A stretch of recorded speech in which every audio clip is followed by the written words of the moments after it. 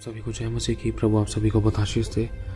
क्या आपको पता है कि परमेश्वर किसे ढूंढ रहा है? परमेश्वर एक ऐसे व्यक्ति को ढूंढ रहा है जिसके ऊपर खुदा बाप घमंड कर सके और जिसके विषय में परमेश्वर शैतान को उसकी गवाही दे सके। जैसे कि उदाहरणों के तौर पर अगर हम देखें अय्यूब के बारे में, परमेश्वर ने अय्यूब के बारे में स्वयं गवाही दी है कि अय्यूब के समान पूरी पृथ्वी भर में उसके समान कोई निर्दोष और खरा और परमेश्वर का भय मानने वाला और बुराई से दूर रहने वाला कोई नहीं मिला। क्यों? क्योंकि परमेश्वर ने जब शैतान से पूछा था क्या तू कहाँ से आता है, तो शैतान ने कहा था मैं घूमते फिरते पृथ्वी पर से डोलते डालते आता हूँ। तो परमेश्वर ने पूछा कि क्या तूने मेरे सेवक अय्यूब को देखा है?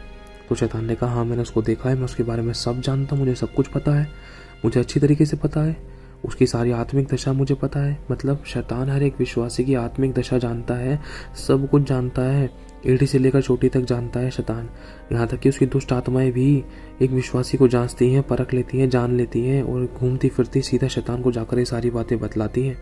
सब कुछ मालूम है शैतान को। लेकिन कहीं ना कहीं शैतान भी एक विश्वासी के विषय में परमेश्वर पे दोष लगाता है। क्यों? क्योंकि अगर हम इस बात को जाने ना, अगर हम इस बात को प्रकाशित वाक्य 12:10 में पढ़ें कि शैतान भी परमेश्वर के बच्चों पर दोष लगाने वाला है। जब परमेश्वर के सामने यह विश्वासियों पर दोष लगाता है ना, सच बोलता है। जब एक विश्वासी पर शैतान दोष लगाता है, फिर से सुनना इस बात को, जब शैतान एक विश्वासी पर दोष लगाता है ना, तो वो सच बोलता है।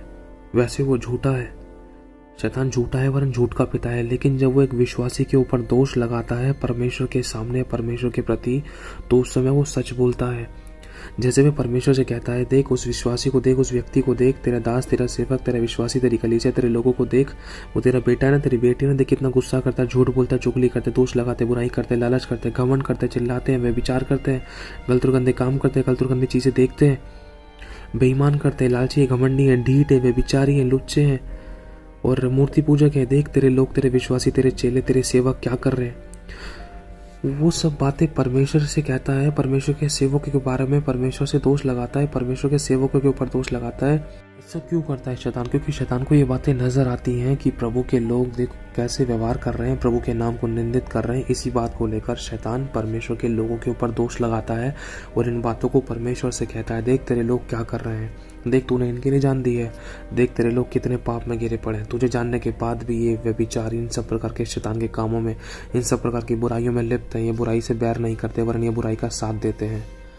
तो मेरे भाई और बहनों, इन सभी बातों को लेकर है ना, अगर हम देखें तो बहुत सारे शारीरिक विश्वासी, इसमें मैं भी परफेक्ट नहीं हूँ, प्रभु इस बात को हमें सिखलाता है। बहुत सारे शारीरिक विश्वासियों के बीच में ना जो मसीह के नाम को बदनाम करते हैं, परमेश्वर को कितना दुख होता है इन बातों को जानकर, और परमेश्वर कुछ कह भी नहीं सकता है इस बात को लेकर, क्योंकि परमेश्वर को पवित्र और धर्मी होने के बाद भी ये सच को स्वीकार करना ही पड़ता है जो कुछ शैतान कह रहा है परमेश्वर से हम विश्वासियों के बारे में। लेकिन फिर भी कहीं ना कहीं परमेश्वर एक ऐसे व्यक्ति को ढूंढता है। अय्यूब के समय में परमेश्वर कहता है कि क्या तूने अय्यूब पर दृष्टि की है? परमेश्वर ऐसे लोगों को ढूंढ रहा है जिन पर शैतान दोष नहीं लगा सकता। शैतान ऐसे व्यक्ति पर दोष नहीं लगा सकता जो परमेश्वर के सामने अपने पापों का फौरन अंगीकार कर लेते हैं, तुरंत अपनी गलती, पाप, गुनाह, अपराधों को मान लेते हैं और एक दूसरे को माफ करते हैं, प्रभु के आगे पश्चाताप करते हैं। इस तरह से हर एक विश्वासी अपने विवेक को निर्दोष बनाए रखता है परमेश्वर और मनुष्य के सामने। मेरे भाई और बहनों, प्रभु यीशु के लहू के द्वारा हम धर्मी, परमेश्वर के द्वारा हम धर्मी और पवित्र ठहरते हैं और शैतान जो आरोप हम पर लगाता है उन आरोपों पर हम जय पा लेते हैं, उन दोषों पर, उन परेशानियों पर, उन सारी बुराइयों पर हम जय पा लेते हैं। क्या परमेश्वर आपसे इच्छा रखता है? क्या तू एक ऐसा व्यक्ति बनेगा जिस पर कभी शैतान दोष ना लगा सके और मुझे कभी शर्मिंदा ना हो सके? मेरी बेटी, मेरे बेटे, क्या तू ऐसा व्यक्ति बनेगा?